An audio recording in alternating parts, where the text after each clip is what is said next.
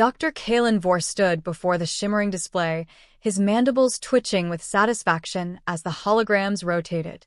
One by one, creatures from Earth materialized above the council's central chamber: the thick-bodied lion, the lumbering elephant, the lumberjack bear. Each was rendered in immaculate detail, each accompanied by scrolling data points that highlighted what he found so delightfully absurd: slow movement, fragile hides, laughably inefficient predation techniques. The chamber echoed with alien laughter, a chorus of tones, hisses, and clicks. To them, Earth was not a cradle of danger, but a gallery of half-finished designs. Kalen relished the attention. He had spent 2 decades as a biologist cataloging the galaxy's apex predators, and here was the finest opportunity to confirm what he had always suspected: humans and their planet were cosmic jokes. His assistant, Rovek, leaned in, voice dripping with amusement. They call the lion the king of beasts. Yet, by our standards, it would be a pitiful soldier at best. The council's dignitaries chuckled, their varied forms shifting in their seats, satisfied with the mockery. To them, Kalen's presentation was less science than entertainment, a reminder of how far above Earth they stood. One leaned forward, her gelatinous body rippling. And these humans survive among such failures? No wonder they barely hold a voice in this chamber. Kalen allowed himself a sharp laugh, one designed to resonate across the marble-like acoustics of the hall. He spoke with practiced disdain. Indeed, their dominance is a miracle of accident, not merit. Strip them of tools, and they fall prey to their so-called wildlife. A planet of incompetence, defended by incompetence. The central display shifted again, highlighting sheep, rabbits, and the rotund panda. Each new projection drew greater peals of laughter, until the very air of the chamber hummed with mockery. Yet in the corner of the exhibition platform rested a small container, almost forgotten in the haze of ridicule. Its casing was reinforced, its label written in the terse language of scientific cataloging: Mellivora capensis. Rovek gestured dismissively toward it. Unnecessary. A minor entry in the archive. Hardly worth the council's time. Kalen's multifaceted eyes flickered toward the crate, but did not linger. To him, Earth's so-called menagerie was already proven pathetic. Why waste the council's attention on another triviality? He spread his arms wide, summoning a final flourish of holograms that framed him as the voice of authority. Consider this planet a case study, he declared. Strength without cunning, cunning without strength. A contradiction that explains why their kind must lean so heavily on artifice. Earth is not a forge of warriors, it is a museum of mediocrity. The council erupted in approving murmurs, some tapping their limbs against the seating in a rhythm of agreement. Kalen basked in their validation, the air buzzing with satisfaction at Earth's humiliation. Yet somewhere in the chamber, a human stood silent, his posture rigid, his expression unreadable. Though unnoticed by most, his presence hung at the edges of the moment, a reminder that the ridiculed were not absent. The laughter swelled until it filled every crevice of the great chamber, rolling like thunder across stone. Kalen dipped his head, convinced the lesson had been delivered. But the small, sealed crate remained, humming softly with the agitation of something alive within. And if anyone had listened closely in that moment, beyond the jeers and applause, they might have caught the faint scrape of claws against metal. Captain Marcus Hale kept his arms folded tightly across his chest, the ridges of his uniform stiff against his skin. He had endured the laughter in silence, each derisive chuckle and clicking jeer searing itself into memory. To argue at the wrong moment would only deepen the ridicule, but now, as the council shifted from mockery to smug consensus, he stepped forward. His boots echoed across the polished floor, a sharp counterpoint to the layered sounds of alien amusement. Is that the depth of your wisdom? His voice cut through the chamber like a blade, startling the murmurs into silence. Parade images stripped of context and call it truth? Kalen turned, surprise flashing across his features. Few had dared interrupt the performance, let alone a representative of Earth. What context could redeem weakness? He asked, mandibles flexing in contempt. Your planet's creatures flee, falter, or die. Hardly a legacy worth defending. Marcus's jaw tightened, but he did not look away. You mock survival because you've forgotten the cost of it. On Earth, every dawn is a gamble. Claws, venom, drought, storm. We endure them all. Fragility, as you call it, forced us to adapt. It forced everything born there to adapt. And adaptation is not weakness. The chamber stirred uneasily. Some dismissed his words with low growls or disdainful clicks, but others hesitated, reminded that this was no hollow recording they mocked. This was a man whose bloodline had survived the planet they scorned. Kalen sneered. You speak of struggle as if it grants nobility. Yet your species hides behind tools, machines, fire. Strip them away, and you are prey to the very beasts you claim to endure. Marcus allowed himself the faintest smile. Perhaps. But what of the beasts themselves? He gestured toward the sealed crate that had been ignored in Kalen's display. You haven't even met half of them. You mistake size for strength, elegance for effectiveness. Nature is not so simple. Rovek snorted, amused. You would have us believe your planet conceals hidden terrors in scraps of fur and flesh? A bold claim, human. Not a claim, Marcus replied evenly. A fact. That container holds one of the smallest and fiercest examples. You've paraded lions and elephants before this council, and laughed. But open that crate, and let your predators test their fortune. If you want a true measure of Earth, stop choosing the spectacles and face what you don't understand. The chamber shifted again, but this time the sound was not laughter. It was curiosity. The dignitaries exchanged whispers, their expressions rippling through shades of skepticism and intrigue. The notion of entertainment clung to them. The opportunity to humiliate Earth further was irresistible. Kalen's mandibles clicked in disdain. You propose a trial? Release a minor specimen against predators bred for war? It will die in a heartbeat. Marcus tilted his head. Perhaps. Or perhaps you'll see what survival looks like when it stops pretending to be noble. The chamber's presiding voice, a vast, resonant tone projected from the council's arbiter, filled the hall. The human requests demonstration. Very well. The trial shall proceed. Kalen froze, then inclined his head in reluctant obedience. He had won countless honors by parading weaker worlds before the council. This, he told himself, would be no different. A creature no larger than his arm could not threaten the predators engineered for entertainment. And when it fell, the human's defiance would crumble alongside it. Marcus, however, felt no such doubt.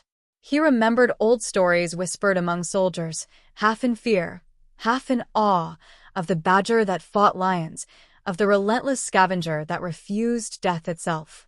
The council thought they would witness a novelty.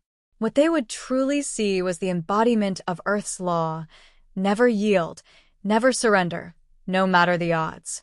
As attendants moved to prepare the arena, Marcus's gaze remained fixed on the crate. Within, claws scraped against metal once more, sharper, louder this time. He exhaled slowly, his lips curving into a grim smile. They asked for proof, he murmured under his breath. And proof always comes with blood. The chamber's lights dimmed, signaling the transition to the trial. Excitement rippled among the spectators, but Marcus felt only a steady, gathering calm. The moment of laughter had passed. What came next would demand silence. The arena's walls shimmered as containment fields locked into place, sealing a broad expanse of sand and stone beneath the chamber's vaulted ceiling.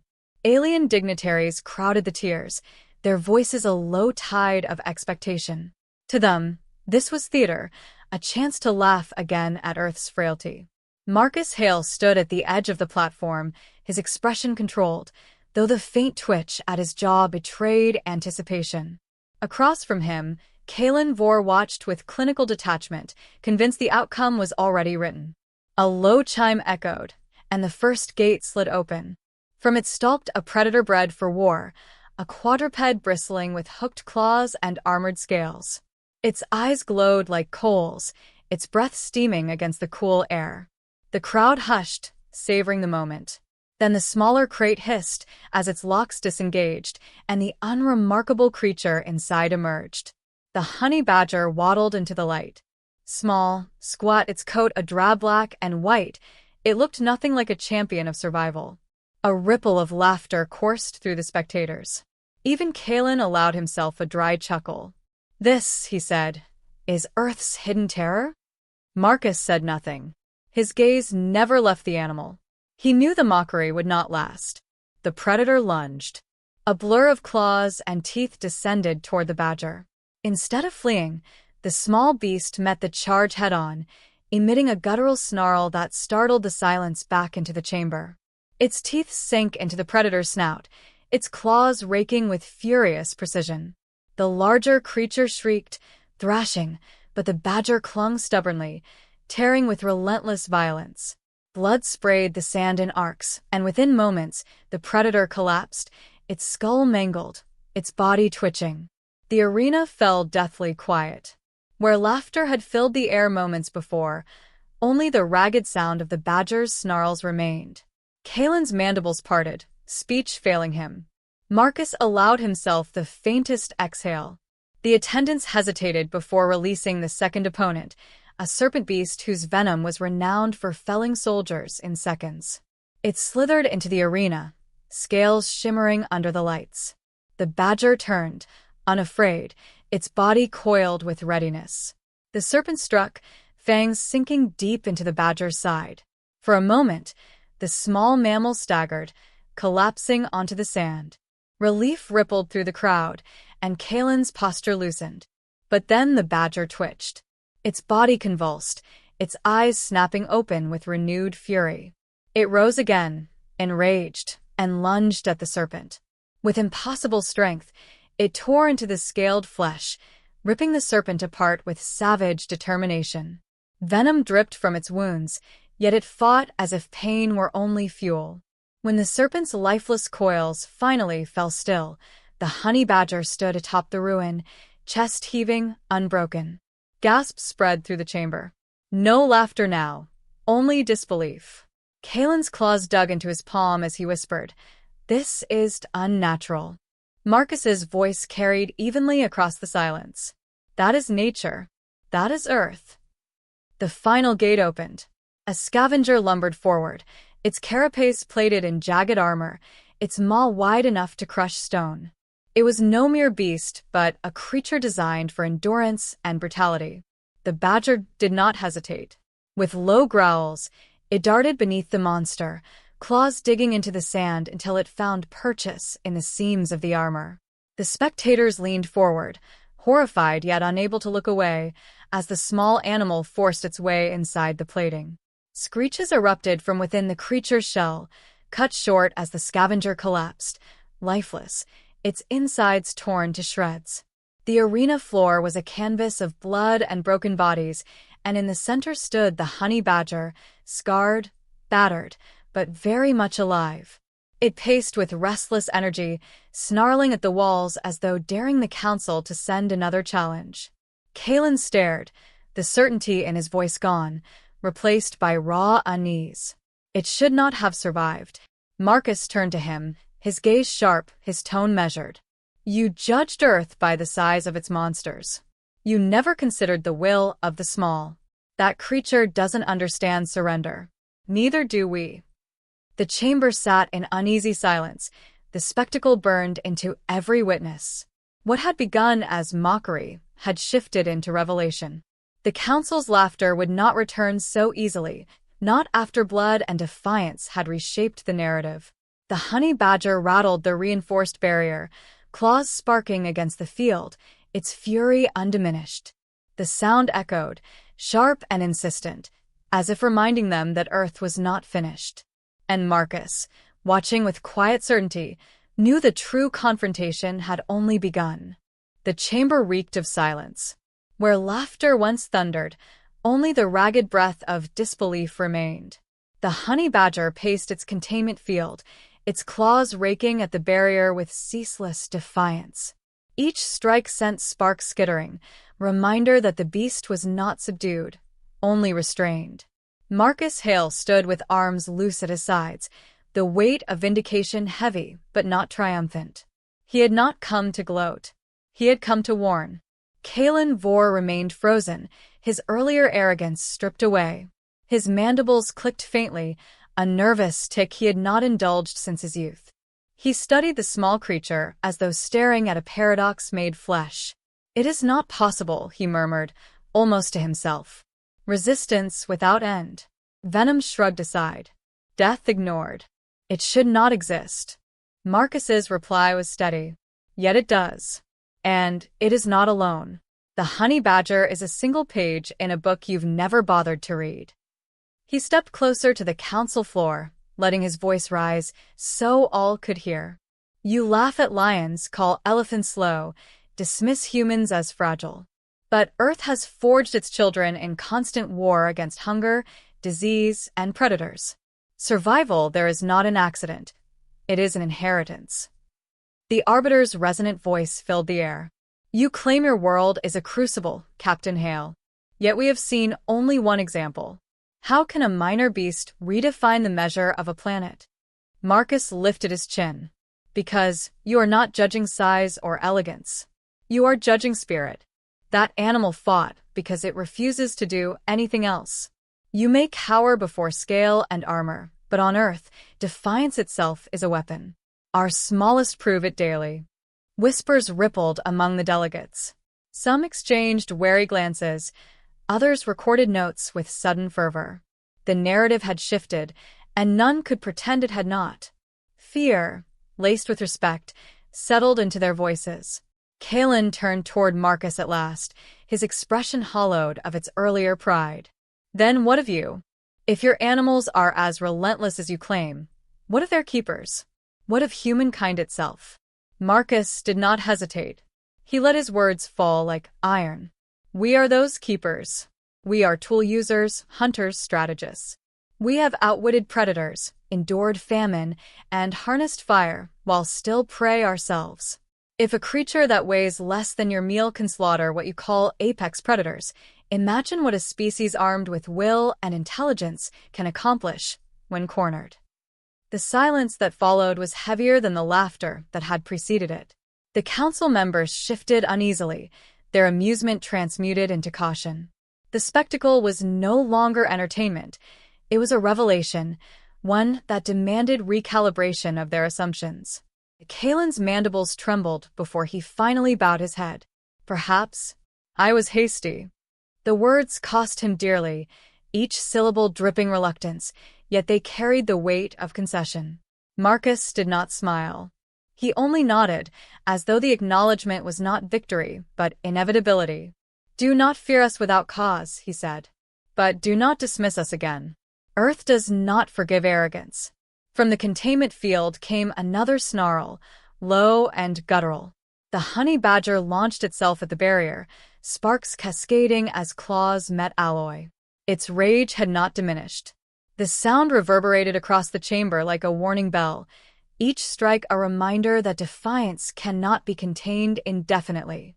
The Arbiter's voice, usually unwavering, carried a note of unease. "This session is concluded. The council will reconvene to consider the implications." Marcus inclined his head, then turned away, his steps deliberate and unhurried. He did not need to look back. He knew the image would linger long after he left, the honey badger clawing against impossible odds, demanding acknowledgement. That was Earth's truth, raw and unadorned. Behind him, the laughter was gone, replaced by silence heavy with thought. And somewhere in that silence, respect had taken root, born not of grandeur, but of a small creature's unyielding will.